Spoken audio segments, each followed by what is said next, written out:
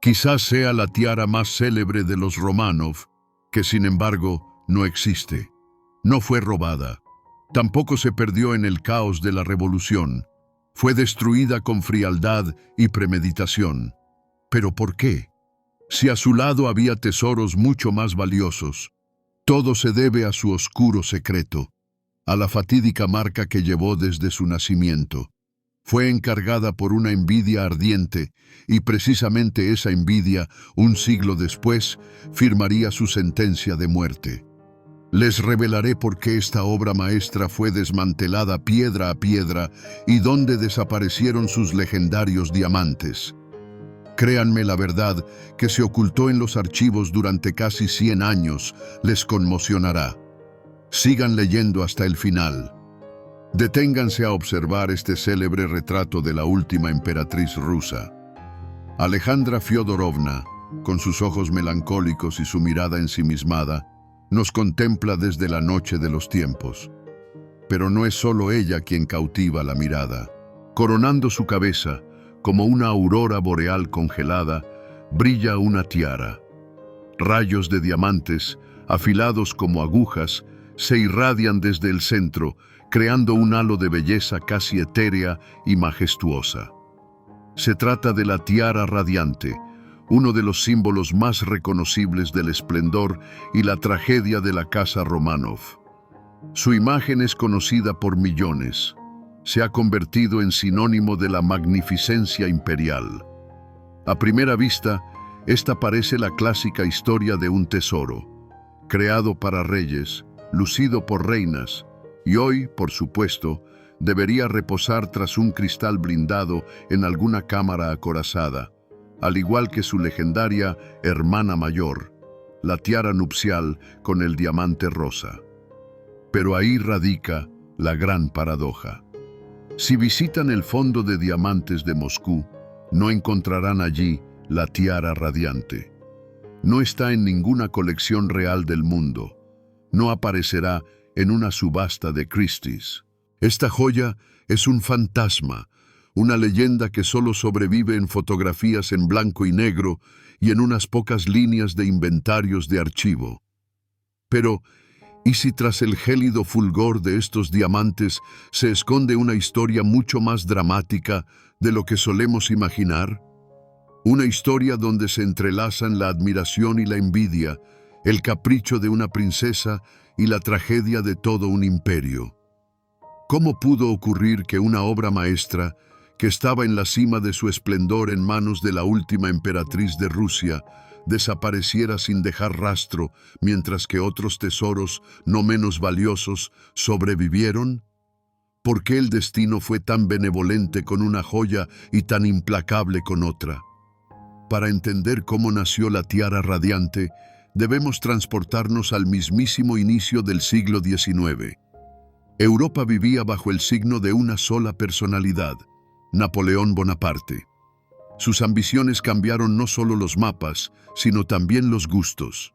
En sustitución del rococó juguetón, surgió el estilo imperio, sobrio, monumental y majestuoso, que bebía su inspiración de las imágenes de la Roma antigua.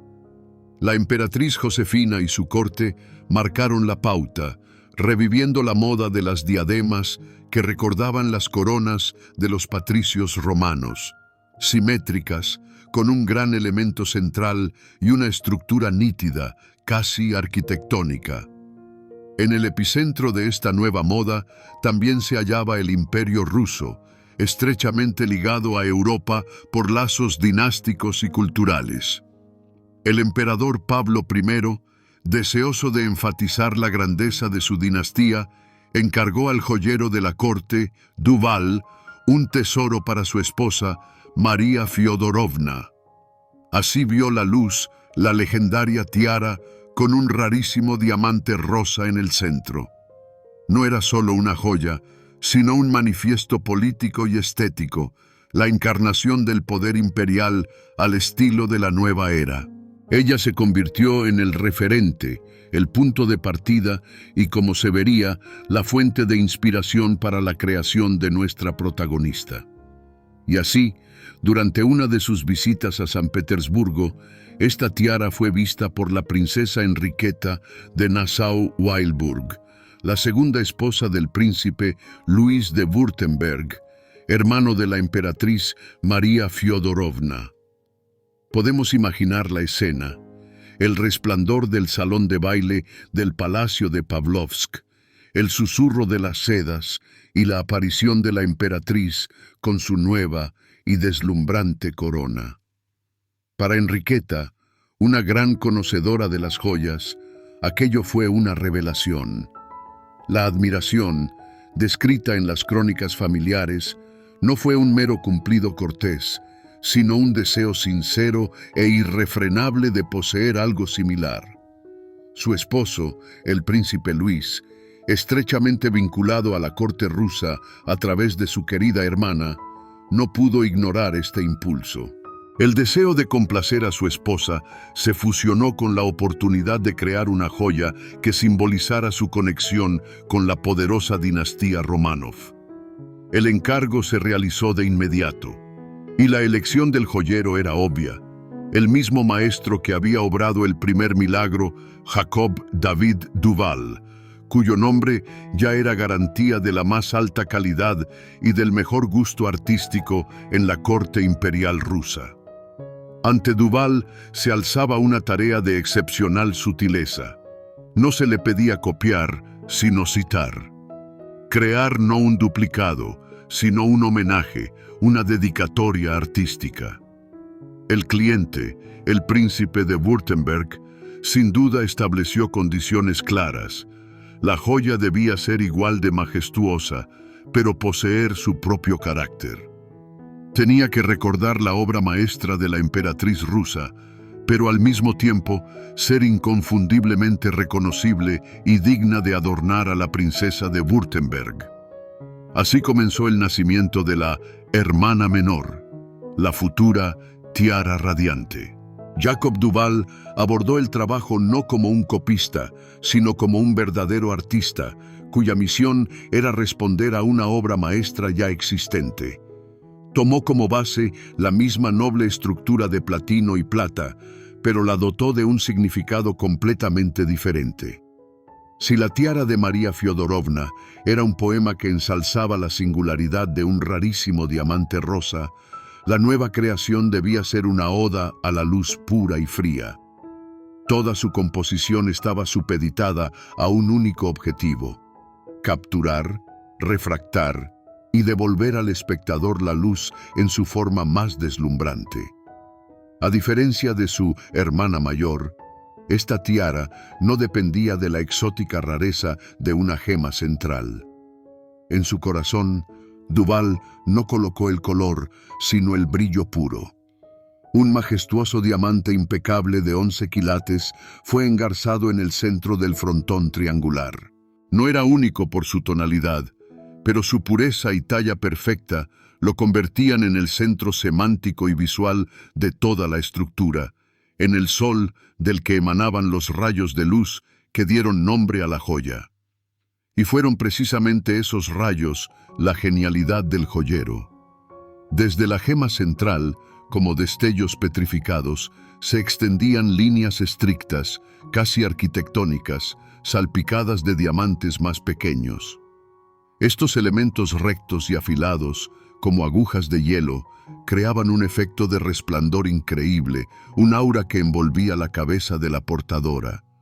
No era una guirnalda floral ni un ornamento clásico. Era una geometría de luz pura, casi abstracta, audaz y moderna para su época. Precisamente gracias a este diseño, la tiara recibió su nombre inmortal, la Radiante. El borde superior de la tiara lo adornó Duval con una hilera de grandes diamantes talla pera. Pero también aquí aplicó una técnica especial. Cada una de estas gemas no estaba fijada rígidamente. Estaban suspendidas en monturas apenas perceptibles que les permitían moverse libremente. Estas gotas vivas de luz congelada temblaban y se balanceaban con cada giro de cabeza, con cada paso, creando la ilusión de un resplandor continuo y fluido. No era solo una joya, sino un objeto cinético que reaccionaba con su dueña. Imaginen por un instante la fría pesadez de este tesoro en sus manos. La base de platino, prácticamente invisible bajo el derroche de piedras. Un peso que de inmediato revela su valor. Y luego imaginen cómo, bajo la luz de cientos de velas en el salón de baile, esta estricta construcción cobra vida. Cada uno de los cientos de diamantes, desde el gigante central hasta las más diminutas chispas en los rayos, atrapa la luz y explota en miríadas de fragmentos iridiscentes. No es solo una tiara, es un nimbo que obliga a todos alrededor a guardar silencio y a mirar con admiración. Así, Duval creó no una copia, sino una brillante respuesta. Si la tiara con el diamante rosa era un símbolo de la excepcionalidad, de un don único de la naturaleza, la tiara radiante se convirtió en un triunfo de la maestría humana. Demostraba que, a partir de un simple material clásico, los diamantes blancos, se podía crear una imagen que no cedía en fuerza y expresividad ante los tesoros más raros del mundo. Era una sinfonía de luz, interpretada en platino y diamantes. Terminada y guardada en un estuche forrado de terciopelo, la tiara radiante abandonó San Petersburgo y emprendió un largo viaje hacia el suroeste, al reino de Württemberg. No era solo la entrega de una joya preciosa, era la devolución de una deuda de admiración, un eco materializado, enviado desde la brillante capital rusa al corazón de Europa. Solo podemos conjeturar con qué impaciencia la princesa Enriqueta esperaba la llegada de su tesoro. Para ella no era solo un regalo, sino un triunfo personal, un símbolo de que también ella, princesa de un pequeño estado germánico, podía tocar la magnificencia digna de la mismísima emperatriz rusa. El momento para su debut fue elegido a la perfección, uno de los bailes más fastuosos de la corte de Stuttgart. Esa noche, en su tocador, preparándose para salir, Enriqueta se puso la tiara por primera vez. Podemos imaginar cómo sintió su fría y firme pesadez y al mirarse en el espejo, no vio solo su reflejo. Vio a una mujer coronada por un halo de luz pura. La tiara radiante no complementaba su imagen, la creaba, transformando a la princesa en una suerte de diosa antigua, descendida del Olimpo. Fue el acorde final que convirtió un elegante atuendo en un acontecimiento. Cuando las puertas del salón de baile se abrieron y la princesa Enriqueta entró, un apenas perceptible suspiro recorrió la sala. Cientos de velas, reflejándose en las facetas de cientos de diamantes, crearon un efecto que nadie esperaba. No era solo un brillo, sino un movimiento de luz vivo y tembloroso. Los colgantes de briolet que se balanceaban captaban y dispersaban los destellos, rodeando la cabeza de la princesa con un nimbo móvil y centelleante. Todas las miradas se clavaron en ella, en aquella increíble diadema que no parecía obra de manos humanas, sino un fragmento congelado de la aurora boreal. En ese mismo instante, los susurros comenzaron a recorrer la sala, mezclando admiración, envidia y una pizca de análisis político. Es de Duval, el mismo que trabaja para los Romanov. Dicen que es casi como la de la emperatriz María Fiodorovna. ¡Qué osadía! ¡Y qué magnificencia! La tiara dejó de ser instantáneamente una simple joya. Se convirtió en tema de conversación, en un símbolo de estatus y una clara alusión a los estrechos lazos de la corte de Württemberg con el poderoso imperio ruso. Fue una diplomacia silenciosa, pero deslumbrante. Esa noche, la tiara radiante superó con brillantez su primera y principal prueba. De un encargo privado, se transformó en una leyenda pública. Demostró que no era una pálida sombra, sino una obra maestra independiente, capaz de conquistar corazones y generar habladurías en las cortes europeas. Su historia había comenzado. Bajo el brillo de las velas y las miradas de admiración, una simple joya adquirió un destino y un nombre que, a partir de entonces, se transmitiría de boca en boca en los salones aristocráticos de toda Europa. Durante décadas, la tiara radiante fue el orgullo de la corte de Württemberg, transmitiéndose como una reliquia que custodiaba el esplendor de la corte imperial rusa. Brilló en los bailes de Stuttgart, coronó las cabezas de varias generaciones de princesas, hasta que su odisea tomó un nuevo y trascendental rumbo. Al despuntar el siglo XX, la joya llegó a manos de la gran duquesa Vera Konstantinovna, sobrina del emperador Alejandro II, quien por caprichos del destino se convirtió en reina de Württemberg. Tras enviudar y encontrarse en apuros económicos, tomó la difícil decisión de desprenderse de parte de su colección. Y entonces, en 1908, la historia ejecutó una elegante pirueta y la tiara regresó a su patria espiritual. Su comprador fue el último emperador ruso, Nicolás II. Así dio comienzo la verdadera edad de oro de la tiara radiante, ligada indisolublemente a su última y más célebre propietaria, la emperatriz Alejandra Fiodorovna. Y aquí radica una paradoja asombrosa. Alejandra Fiodorovna, una mujer de profunda fe, tímida y reacia a la bulliciosa vida social, se convirtió en la dueña de una de las joyas más deslumbrantes y ostentosas de su época. Para ella, lucir tales insignias no era tanto un placer como parte de un gravoso deber, una carga de poder imperial que soportaba por su adorado esposo y por el prestigio del imperio. Precisamente por ello, la tiara radiante le sentaba a la perfección. A diferencia de muchas otras joyas de los Románov, recargadas de piedras de color y complejos motivos florales, en ella residía una perfección fría y calculada con precisión matemática. Era la pura esencia de los diamantes, que, como se sabe por las memorias de sus contemporáneos, la emperatriz prefería por encima de todas las demás gemas. Se conservan testimonios de que Nicolás II la prefería ver adornada con diamantes. Por lo tanto, para Alejandra Fiodorovna, esta tiara no era una mera joya de Estado, sino un objeto de afecto personal, un diálogo mudo con su amado esposo. La lucía en las ceremonias de Estado más emblemáticas, las aperturas de la Duma estatal, las recepciones oficiales en el Palacio de Invierno y los retratos de gala. Era en esos instantes cuando la tiara se convertía en su armadura, en su máscara. Sus agudos y penetrantes rayos creaban en torno a su cabeza una aureola inexpugnable de majestad que hablaba más alto que cualquier palabra. Cuando la emperatriz, tímida y nerviosa en la vida cotidiana, aparecía en sociedad con este tocado, se transformaba. Su timidez personal cedía el paso a un símbolo de poder impersonal y deslumbrante.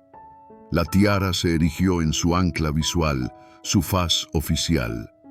Esta unión entre la emperatriz y la tiara quedó inmortalizada en incontables fotografías. Fueron precisamente estas imágenes, difundidas por todo el orbe, las que grabaron para siempre en la historia la imagen de Alejandra Fiodorovna con la tiara radiante. Se convirtió en su tarjeta de presentación, una parte ineludible de su iconografía. Al contemplar estas instantáneas, no solo vemos a una mujer ataviada con una hermosa joya, vemos una figura trágica en la cúspide del poder, coronada por un destello congelado de luz gélida, como un presagio de la tormenta inminente. En manos de Alejandra Fiodorovna, la tiara radiante alcanzó el apogeo de su esplendor. Dejó de ser simplemente la hermana menor de otra joya más antigua. Adquirió su propia historia, poderosa y dramática. Fue testigo de los últimos fastuosos bailes del imperio, partícipe mudo de los acontecimientos de Estado más trascendentales y, en última instancia, un símbolo de toda una era destinada a truncarse tan pronto y de manera tan trágica. La historia de la tiara radiante, a primera vista, parece tan clara como sus diamantes. Ella no estaba involucrada en robos de alto perfil o maldiciones sangrientas como algunas otras joyas famosas. Su sombra es de otra índole. Es la sombra de la comparación, la de la secundariedad, que la persiguió desde su nacimiento y que, a la postre, desempeñó un papel fatídico en su destino. El principal enigma de esta joya no reside en un escándalo, sino en la cuestión de su estatus. ¿Fue una obra maestra independiente o solo una copia deslumbrante? La leyenda, o mejor dicho, una versión simplificada de la historia, narra que el príncipe Ludwig encargó para su esposa una copia de la tiara de María Fiodorovna. Esa palabra, copia, se convirtió en su estigma. Resuena en artículos populares, es repetida por guías y crea la falsa impresión de que Jacob Duval simplemente tomó los moldes y fabricó un duplicado. Pero los documentos y el análisis artístico revelan otra cosa. Duval concibió una variación sobre un tema, una respuesta artística, pero de ninguna manera una réplica exacta. El hecho es que, salvo por su forma triangular general y el uso exclusivo de diamantes, las tiaras presentaban más diferencias que similitudes. El diseño de la tiara nupcial de María Fiodorovna se construía alrededor de un singular diamante rosa, y su patrón era más fluido, con elementos que evocaban espigas. La tiara radiante, en cambio, era un himno a la geometría y la luz pura. Su elemento central era un gran diamante blanco, y su motivo principal, los rayos estrictos y afilados. Eran dos expresiones artísticas distintas, pero el mito de la copia demostró ser increíblemente persistente. ¿Por qué sucedió así? Quizás la propia historia de su creación, donde la admiración por una tiara impulsó el encargo de otra, originó esta narrativa. En los círculos cortesanos, amantes de las intrigas y los cuchicheos, la historia de la copia sonaba mucho más picante que el relato de un complejo proceso creativo. Añadía dramatismo. La princesa de Württemberg envidió tanto a la emperatriz rusa que deseó una joya exactamente igual. Este rumor, nacido quizás en el siglo XIX, resultó ser más poderoso que los hechos. Y esta sombra de secundariedad persiguió a la tiara incluso después de su triunfal regreso a Rusia. En el tesoro de los Románov, donde se guardaban cientos de reliquias únicas e históricamente significativas, ella, a pesar de toda su belleza, pudo ser percibida por algunos como algo derivado. A ojos de los expertos y custodios, siempre permaneció como la tiara de Württemberg, un recordatorio de aquella otra creada para María Fiodorovna. Y aunque Alejandra Fiodorovna la elevó al rango de joya de culto con su amor, esa imperceptible marca de hermana menor nunca fue eliminada por completo. Será precisamente este detalle, este matiz de percepción, el que resultará fatal cuando llegue el momento de decidir el destino de los tesoros de la dinastía derrocada. Cuando las nubes de tormenta de la Primera Guerra Mundial se cernieron sobre Europa, nadie podía prever que sería el principio del fin no solo para el viejo mundo, sino también para los tesoros de la casa Románov. Guiado por un cálculo sobrio y el deseo de salvaguardar las riquezas de una posible amenaza, el emperador Nicolás II dio una orden que sería fatídica para la tiara radiante. Junto con otras joyas de la corona y personales, fue empacada y enviada desde Petrogrado hacia el interior del país, a la relativa seguridad del Kremlin de Moscú, a los sótanos de la armería. Quizás ese día, al despedirse de su amada tiara, Alejandra Fyodorovna pensó que era solo una medida temporal. No sabía que la veía por última vez. Luego estalló el año de 1917. El imperio ruso se derrumbó y con él se truncó la historia personal de la tiara radiante.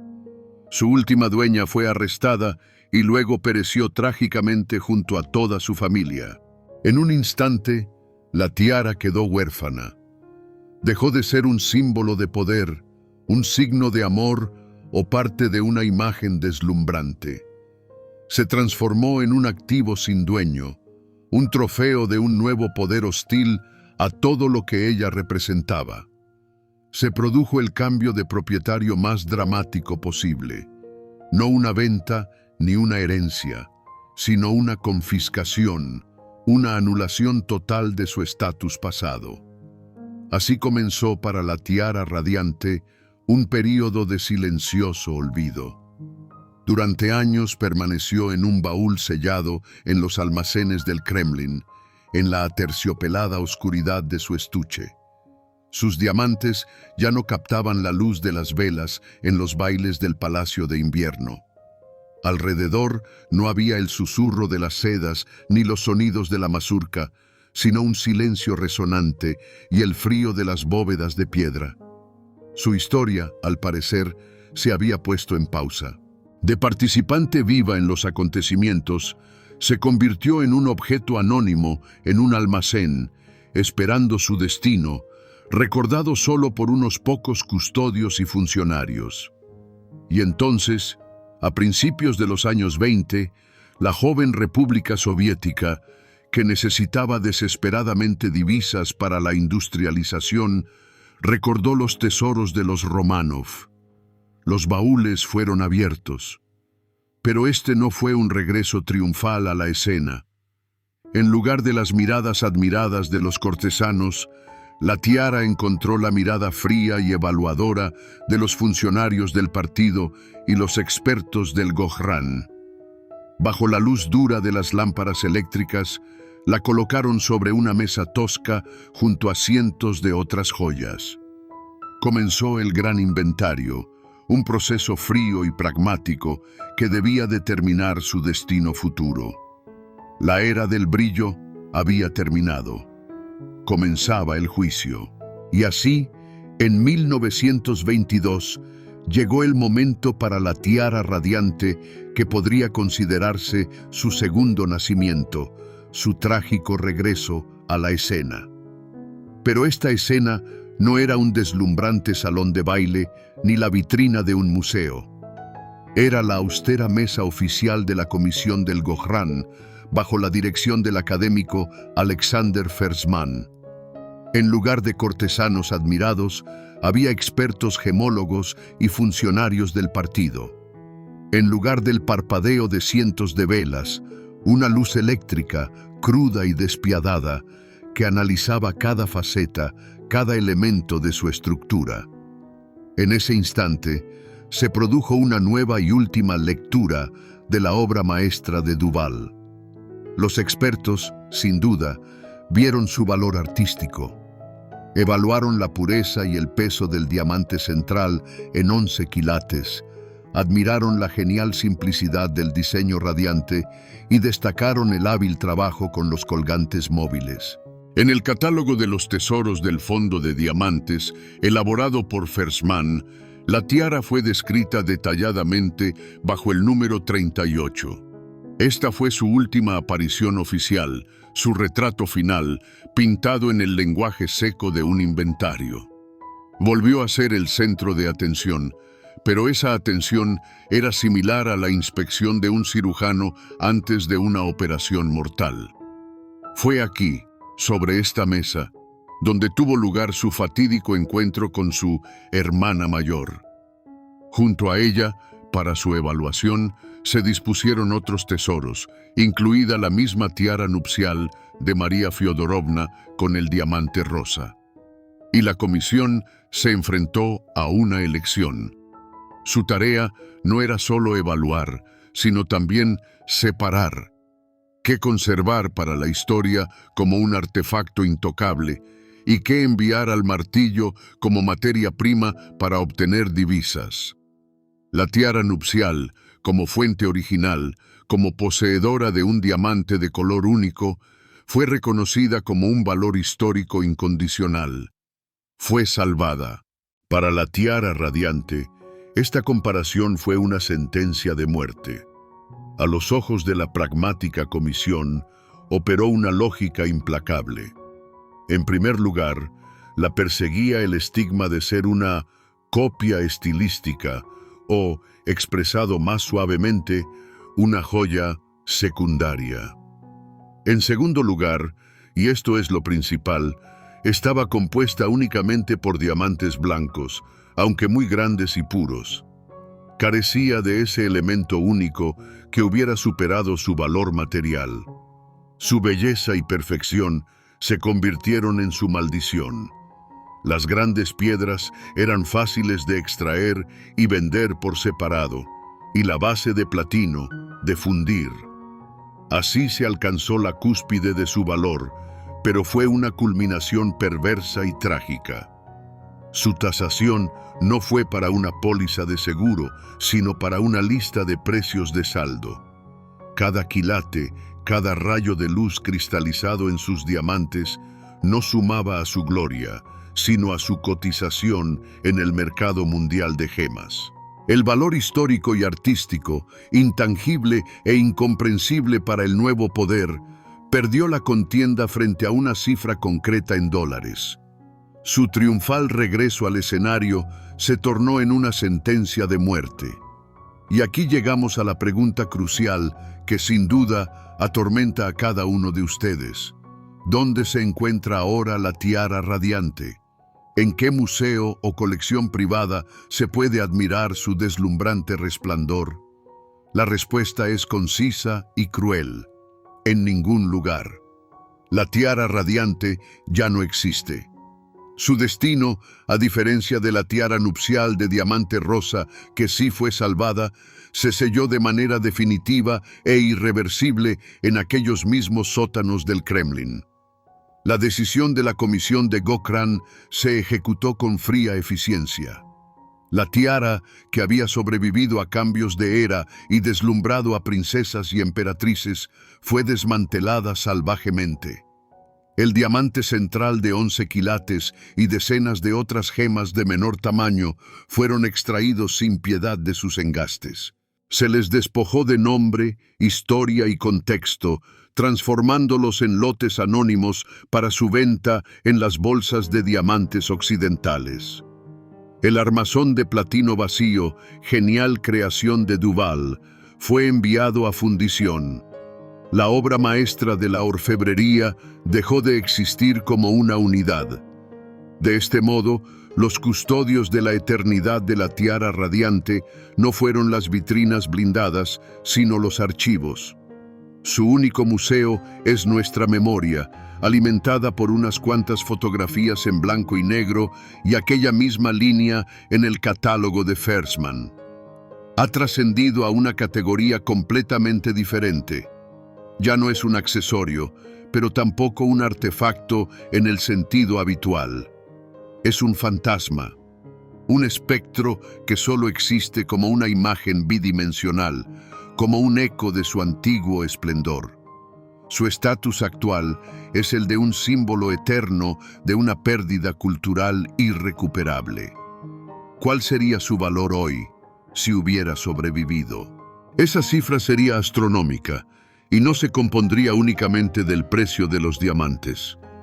La procedencia, que une la Casa Real de Württemberg y la Casa Imperial de los Romanov, el nombre del joyero de la corte Duval y, lo más importante, su historia, indisolublemente ligada a la trágica figura de la última emperatriz. Todo ello habría multiplicado su valor por 10 o incluso por 20. Los tasadores de la década de 1920 solo vieron el valor conjunto de las gemas. No comprendieron que la historia, el aura y el drama valen mucho más que un frío cálculo. Al vender los diamantes, obtuvieron un beneficio inmediato, pero privaron para siempre a la cultura mundial de una obra maestra única. Al inicio de nuestra investigación, planteamos una pregunta sencilla. ¿Cómo fue posible que la tiara radiante, un ícono del estilo imperial, desapareciera sin dejar rastro, mientras que otros tesoros igualmente valiosos lograron sobrevivir? Ahora, tras recorrer su trayectoria desde la concepción hasta su trágico final, podemos ofrecer una respuesta exhaustiva. Su aniquilación no fue una casualidad. Fue una trágica confluencia de circunstancias en la que su propia perfección se convirtió en su verdugo. La injusta etiqueta de copia, la fatídica ausencia de una gema de color singular y la pragmática crueldad del nuevo poder se entrelazaron en un nudo que apretó el lazo de su destino. Pero la historia de la tiara radiante es mucho más que una simple intriga sobre un tesoro desaparecido. Si nos adentramos en su frío resplandor, percibiremos el reflejo de una vasta gama de sentimientos humanos. Vemos la admiración y un ápice de envidia de la princesa Henriette que la impulsaron a encargar la joya. Apreciamos el amor sereno y el sentido del deber de la emperatriz Alejandra, para quien esta tiara se convirtió en una reluciente armadura.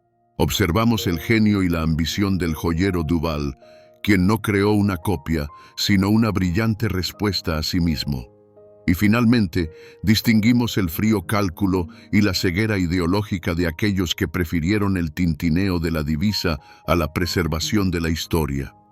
Y en esto radica la principal lección que nos imparte este tesoro perdido. Las grandes joyas nunca son solo un conjunto de piedras preciosas y metales. Son cronistas silenciosos. Absorben las emociones de sus dueños, se convierten en testigos de sus triunfos y tragedias.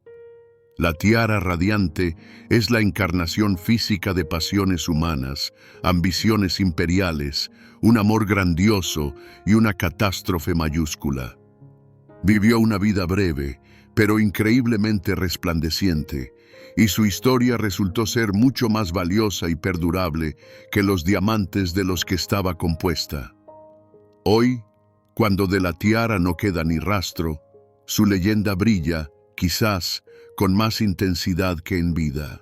Su ausencia, su condición de fantasma, hicieron que su imagen resultara aún más atractiva y dramática.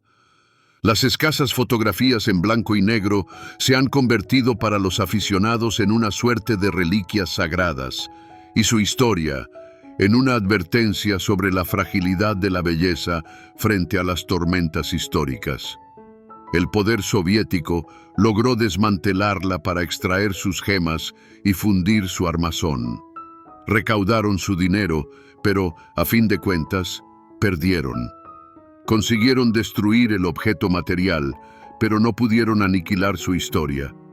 La tiara radiante pudo ser desmembrada, pero su leyenda, una vez narrada, es imposible de borrar.